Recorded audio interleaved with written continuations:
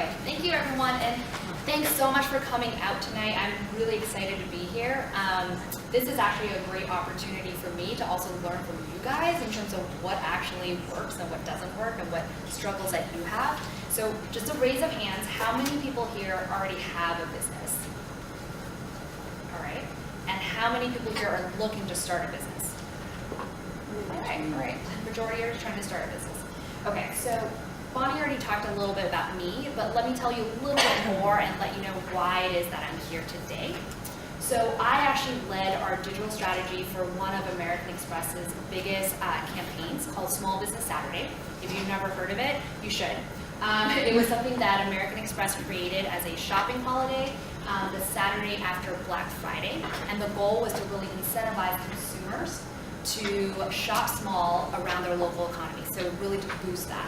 And I actually led the digital strategy for 2 years and learned quite a lot about, at the end of the day, who are your customers and what are you trying to make them do. And I'll talk a little bit more about that going forward. I also started 2 startups. One I learned a lot from, and the other one is Whiskey Me Up, which I'll tell you a little bit more about as well. The first one I started a couple years back was called Tech Series. And it was an events platform that brought together startups and industry leaders and pitted them against each other on a panel over in front of 200 people and said, duke it out. Tell me why you're important and why you're important. And then what are some learnings that new startups can think about or industry leaders can think about. I'll walk through a little bit of the learnings I had here and how it related back to how I applied some of the learnings to future ideas. Then I also founded Whiskey Me Up. This is what I'm excited about for the holiday party. And the whole goal is to really make it very fun and exciting for, in particular, women professionals to discover whiskey in a new way. And it's through what I call a whiskey persona, which is the cooler, sexier, swankier version of yourself. But really it's meant to be a networking opportunity and a way for women to be able to talk about whiskey with their colleagues, with their corporate partners, with whomever they deem necessary. So today, what I'm going to go through is 3 big sections. So the first is to determine your target audience. No matter what, knowing who you're trying to target is going to be the most important thing before you start anything related to your business. The second piece is to understand how do you want to develop your brand and how do you want to position this against the market. You're going to find that there's going to be lots of competitors who are going to do similar things. So knowing how you position yourself is going to be very important. And lastly, it goes to understand how you fit in with how your customers are making decisions about buying your product or service. Because where you fit in will also determine how well you're going to do. So step 1, know your customer. At the end of the day, if all you get out of this whole 20 minutes is that your customers are key and they're king and you should always know what they're doing, that's all. I mean, I've succeeded in what I'm trying to do. Because knowing who you're trying to target is going to dictate how you want to talk about your marketing going forward. And also it'll help you determine when you're making those really tough choices about what to optimize, what to fund, which pieces should I actually take as an opportunity. You can always go back to your target audience and say, hey, does my audience actually want that? If I'm going to put this much money into this marketing, is that going to work for my audience? So how do you identify your audience? First step is you have to know what the broader market is. And within that, you're going to figure out how you fit in and which part of that market is really your target. So some exercises you can do. So on the left-hand side, you have demographics. On the right-hand side is firmographics. Basically, it's about the same. If you're talking to a consumer, you are thinking about demographics first. If you're a business-to-business kind of a product or service, then you're thinking about the firmographics. So if we look at demographics and talking about consumers, it's things that you're probably familiar with. What age group are you looking for? Where are you targeting men or are you targeting women? Are you looking for people who are in a specific occupation, like all finance people or all lawyers? Are you looking for an income level where, for example, luxury goods, they're targeting a specific subset of people who make quite a lot of money. On the other hand, when you're looking at firmographics, the things that you need to think about when your business is talking to other businesses, is what industry are you targeting? Again, is it law firms or is it other marketers? Are you looking at a small startup or are you looking at a large corporation? All of that will help you determine what is the broader market, and then within that, what you should do is figure out how do you fit it. So for example, I'll tell you a little bit about Whiskey AWIB and how I came up with my target audience. So I wanted to target not just everybody who loves whiskey. I wanted to target specifically women who are professionals, who are actually looking to rise up in the ranks of either their corporations or be able to talk to different business partners. So I actually had a very specific target in mind, and my income level, when I thought about it, was, you know what, whiskey's kind of expensive to drink all the time, so I am targeting people who are at a higher income level. So for me, my target market is actually a subset of the broader market, which is basically anybody who's of drinking age. So the second piece that is going to be really important is, now that you know who your target audience is, you've got to know how you fulfill their needs. What do they want, and how do you fit in? So in 1940s, a psychologist named Maslow created this Maslow's hierarchies of needs. So he basically said that this is how humans go through motivations. You have to start off at the bottom, where you have, from a physiological perspective, you've got food and water, you've got shelter. And then as you kind of progress, you're going to build love, and you're going to have friendships, and you're going to build your self-esteem, and eventually you're going to be able to self-actualize, aka go beyond the oneself into things like spirituality. I'm not asking you guys to fit into that mold, but what you should know and ask yourself is, what does your target audience need? Again, for luxury products, what they need is going to be different from someone who is trying to sell food. Right? There are different needs that you're trying to fulfill, and knowing how your customers need those things and how you fulfill them will help you position and brand later. So some exercises you can do. You can figure out, and you could just do this, is to map out your customers' activities. You could be like, it's a day-by-day activity, a week-by-week, month-by-month, year-by-year, whatever it may be. And then think about what other products and services exist in your customer's life that might be competitive. So I'll give you an example. So I don't know if you guys know, but Axe is a male deodorant company. So when they first started, they thought about, well, what is it that we're competing against? And Axe is competing with, maybe Spice deodorant for men. But as they thought further, they're like, you know what? Our target audience is actually young males who are looking to gain some confidence and meet girls. And so what they're actually competing against is beyond just deodorant. It became male grooming, hair products, and things like that, and body spray. Because what they realized was they weren't just competing with other products like themselves, they were competing with potential other services that also help young men gain confidence. So when you're thinking about how you fit in, these could be ways that you can see potentials of where you can expand your product and service going forward. But at the very beginning, you should really think about who's your target audience and what are their needs and can you fulfill them. All right, so some other exercises you can do is, this is anybody can do this. You could do a quick online search to see what are your customers searching for, and again, does your product or service fulfill that? If there's a giant gap, that's great because you're going to fill that gap. If there's a lot of people competing in that space, then the next piece you need to figure out is how do you play in that space?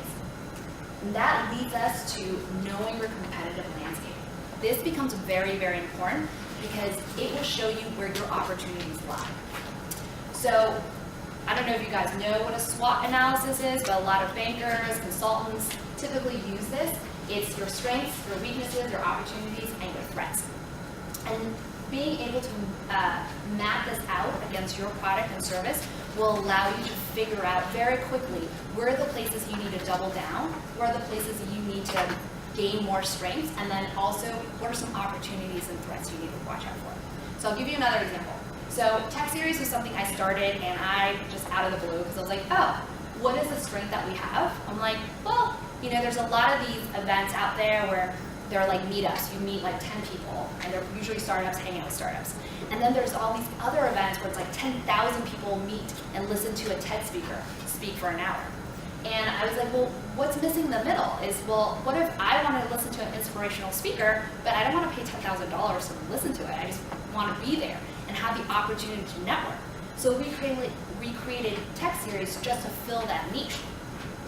Great opportunity, and our strength was we made it professional, it was engaging content. I mean, literally people were battling out on the panel, which is great. But the weaknesses and the threats I didn't see, because at this point in time, I was still kind of branding to marketing, and I was just seeing how it goes. Well, the weakness we had was all of our events were in person. So all of the things means I had to figure out logistics. Where's the venue? How do you make sure that the people fill the seats? Are there enough people? Are people able to drink and have fun and network? And what we realized was we could not scale, and the threats were increasing by the day.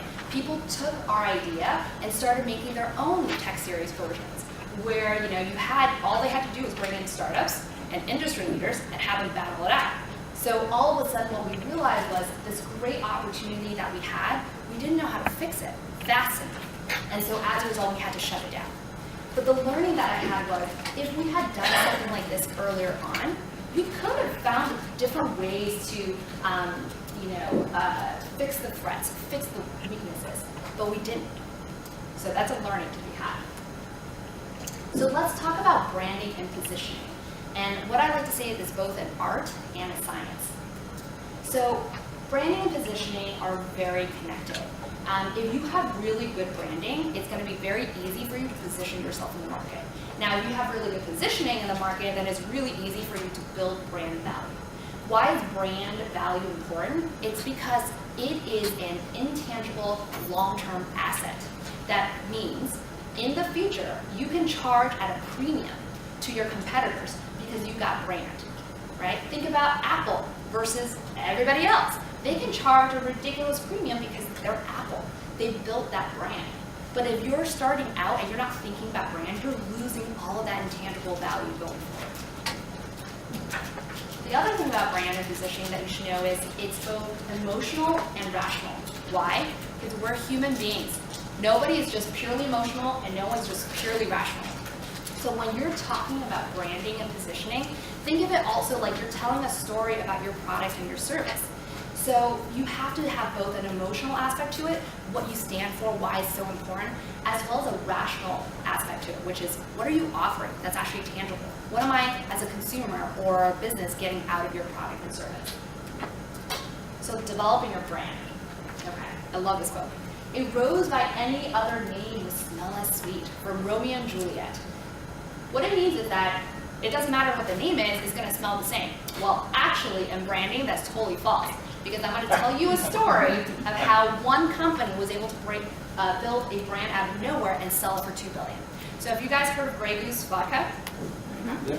All right, Grey Goose was founded, or actually started, out of thin air by the founder, Sidney Frank. So he, in 1996, woke up in the middle of the night and was like, oh my God, I have a brilliant idea. I'm going to create a vodka brand called Grey Goose from France. That's it. Called up his peeps and basically said, make this happen. And his company, in 8 years, built it to a $2 billion brand that they sold to Bacardi. Now, I don't know if you guys know about vodka, but all vodka pretty much tastes the same. But Grey Goose was able to sell their product at 2 times the premium. So if you're buying it on the shelves, it's $20, everybody else. But Grey Goose, $40. Now, when you go to the clubs, all right, clubs are selling Grey Goose per bottle at $400 a bottle. That's 10 times the price if you just bought it at, in a store. But people are willing to pay so much more for this brand because it's deemed premium. And we'll talk more about that. So branding is the name, the symbol, or design that identifies and differentiates you. So remember, it has to identify who you are, but you also have to make sure that it differentiates you against all your competitors. So the art part, I love doing this piece. Okay, so we're going to talk about 3 brands, and I'm just going to ask you guys what emotions you guys feel when you see it. Coca-Cola. Just say it. Emotions. American. American. Okay. Anything else? Fun. Okay. Anything else? Obesity. Obesity. Well, they typically like to associate themselves with happiness. Yeah. So they always like to, if you look at their branding, you always notice that they always say the joy of opening a Coke bottle, the joy of hearing that fizzle, because they really want you to think Coca-Cola, happiness, every time. What about Apple? Good quality. Innovation, quality, beauty. okay. Beauty. They like to associate themselves with innovation and creativity. Think about all the designs that they've done, make it sleek. And think about all those, first adapters. They were the creative people. They were the designers, the developers. They were the ones who were creative, who adopted Apple at the very beginning. And GoPro. I don't know how many people know about GoPro. Fun. Outdoors. Adventure. So their whole thing is, GoPro is the camera you can strap to yourself, and you can basically watch yourself go through a tunnel, a wave, and there's been lots and lots of great advertising around there. And we'll talk a little bit more about how they use social. Actually, that team will tell more. So I'm actually going to skip this. But let's talk about this. So that was the art part. So let's talk about the science part.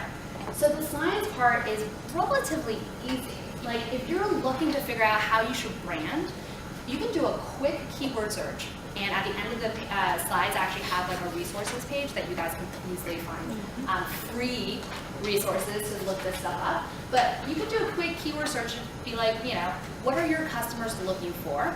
So for example, if you are a coffee shop, maybe people keep typing in exotic beans and nothing's really showing up. That's an opportunity for you to brand yourselves in a similar manner to attract those customers. The other two things you should do, and this is what I've learned, is you should check with a domain registrar like GoDaddy or DreamHost.com to see if the brand that you want to buy has a URL that exists, has a URL that is available. So when I first came up with Whiskey Me Up, I was thinking, people go to the bars and they, for fun, I say beer me. So I was like, oh, well, when people go to the bars, they should be able to say whiskey me. So I tried to buy whiskyme.com, and it was purchased already by someone else. And so I then said, well, would people actually go to a bar and say whiskey me up? Potentially. And so I bought that domain. But if I hadn't done that, and I had spent all my time and energy branding myself around the concept of whiskey me, I might not have been able to actually continue forward once I realized, oh my God, I don't have a domain. I can't actually drive anyone to that domain because it's a restaurant. And the last one is to understand, this is the US Patent Office and Trademark. This one is typically just in case you had within your brand name also some sort of a tagline. So for example, if you're like, oh, I'm a company and I just want to, just do it. I'm gonna just brand all around just do it. If you did a quick search on the patent office, you'll realize that Nike owns that. And so instead of, again, spending lots of time, lots of energy, lots of money on creating this brand around something you can't actually own, do a quick search, figure this piece out, and then you can actually start thinking about branding. So some branding basics, all right? You should have a name, you should have a logo, because those things are the easiest way to identify and differentiate you.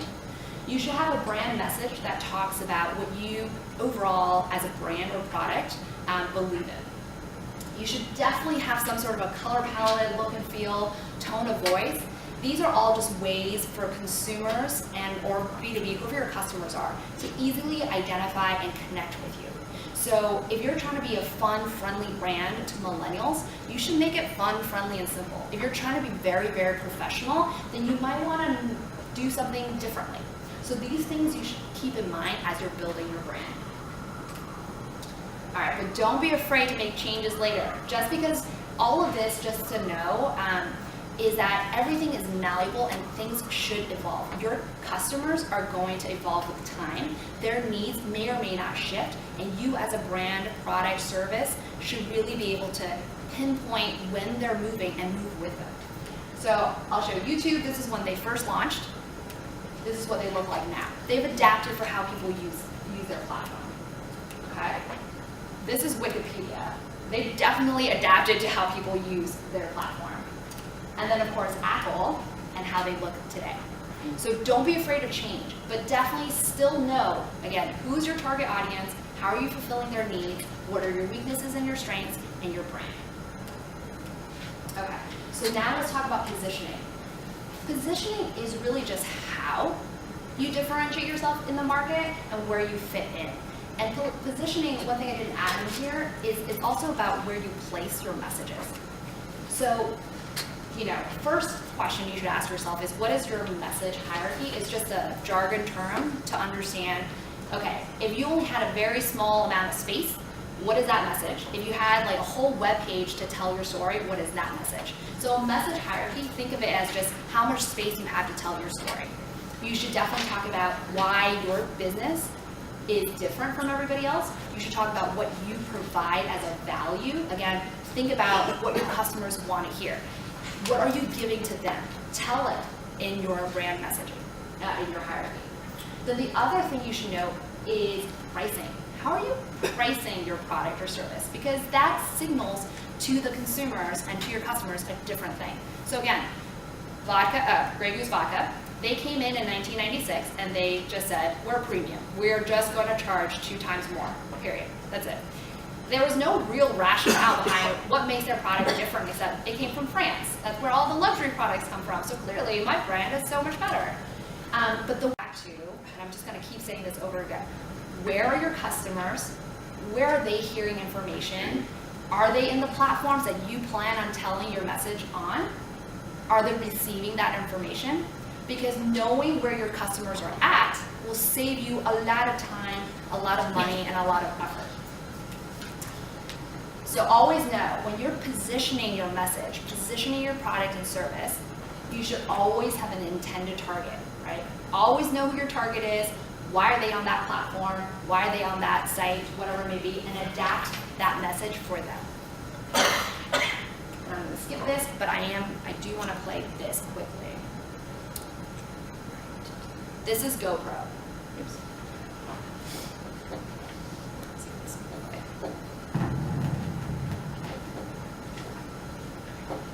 They're about 10 years older. They are. Exactly. She turned 10 on about 2 weeks ago, 3 weeks ago. So, yeah, let's see if they come. I'm sure she will. Skip to the. You want us to say in Where you been? Oh, This is someone with a GoPro, the lion whisperer with the GoPro on. You can feel the lion Let's just go back to hugging it. you. All right. So I will tell you more about this. Lie down there next to them and I just think, you're just so beautiful. So the only reason I brought this up was GoPro did a really smart thing. They noticed for a while that people kept tagging all of these amazing content of people like going through waves, jumping off a cliff, skydiving, and they all tagged it GoPro on YouTube. And so they came back and they said, well, if all of our customers are on this platform and they seem to really engage with our product, why don't we create similar content that people might want to share and also feel like they're part of that adventure and use that as advertising and eventually just allow their own customers to become the advocates of their brand. And that's exactly what they did. And they were smart because they knew where their customers were and they knew how their customers were using that platform. Not everyone can do YouTube really well, but GoPro figured out where their customers were. Clearly, they did not do a random site where they're like above the line, and advertise and say like, everyone click to this page to see me. No, they went straight into where their customers were. So some tips, all right? So when you're selecting your brand, it's really important that not only do you pick something that differentiates yourself, but it's also easy to remember. So you don't want to be called Sally529X3. Like, come find me. No one's going to know how to do that. But you also don't want to be generic like coffeeshop.com. You might not also rank there. So just understand where do you sit in your branding is going to be important. And the other thing that I always suggest is just pick 2 or 3 platforms that you should be on. If you guys are thinking about starting a business or you just started a business, it's really, really tough to spend all of your time on every single platform out there. You just don't have enough time during the day. And also, you're basically diverting all of their attention into these different platforms. And as a result, your customers might not know where to find you. So if you focus all of your energies on 2 or 3, it's going to help you a lot more later. And they're different platforms. So again, the other speakers are going to talk about online platforms, social media platforms. Another one that people often don't realize, but is an actual very powerful platform, is email marketing. It actually has a very high attention capture rate, aka people who open your emails, typically you've got their attention. So if they're opening it, you've got them right there. So the last thing I want to talk about is understanding your customer's full journey. So what does that really mean is that you should know how your customer goes about their time and makes the decision of buying your product or buying your service. Then after that, you should really think about how do you then communicate with them, right? It's one thing to know when to insert yourself so that way they know who you are. Then the next piece is once they know who you are you going to talk to them? Map out every little detail because that's going to help you, again, make decisions later on. Does this actually make sense? Do your customers actually read email or are they they're only on social? You know, like these are things that are going to help you. So I took this page from a very awesome presentation that I went to a while back, and this is all about email marketing. But the person who created this really talked about understanding all the different decision points a customer may have during this purchase moment. So think of this as Amazon. You get an email at the beginning that says, welcome. Then you get this did you like it? Here's some products, check it out. And then it splits, right? There are people who are going to continue to engage, and then there are people who are going to start not engaging. So this email strategy shows you that for those who continue to engage, you make it easier for them, like suggestions, you get them engaged. For those who have stopped engaging, you want to send them like, hey, what's wrong? Like, are you not liking the service or product? What's going on? But it shows that you have to really think about all the different places and moments where your customer is going to diverge. All right, so I don't need to belabor this. You should really know what's online and what's offline. Given that we are in a digital age, everything is online. But given that we're in a digital age, people are missing that ability to connect. Your product and service may or may not need to be online or offline. It's really up to you, but just know that people do crave the opportunity to actually be somewhere in person, to meet you in person, or to have your product or service. So really think about not only online, but also offline and how they connect. All right, so because this is for women, I actually have some stats that I think these are limitations that if we know more, we can actually surpass them. So women, we like to say we are our own worst enemies. Women don't self-promote. Yeah. Oftentimes Sheryl Sandberg from Facebook did a quick study, and she noted that women applied for jobs when they were 100% sure that they were fitting of that job. Men apply for the same jobs when they're 50% sure. Right? So women need this desire to to have proof that they're worthy, and then women also negotiate on a win-win basis, which means oftentimes they're willing to let go of some of their margins to allow for the deal to go through. Again, I'm not saying what's right or what's wrong. It's more like these are limitations that we have that you should just know about as you're going into your branding, your marketing, your deals. And the other thing you guys should know is these are some stats. So 7% of all venture capital funding goes to women-owned companies. That means 93% are not. All right?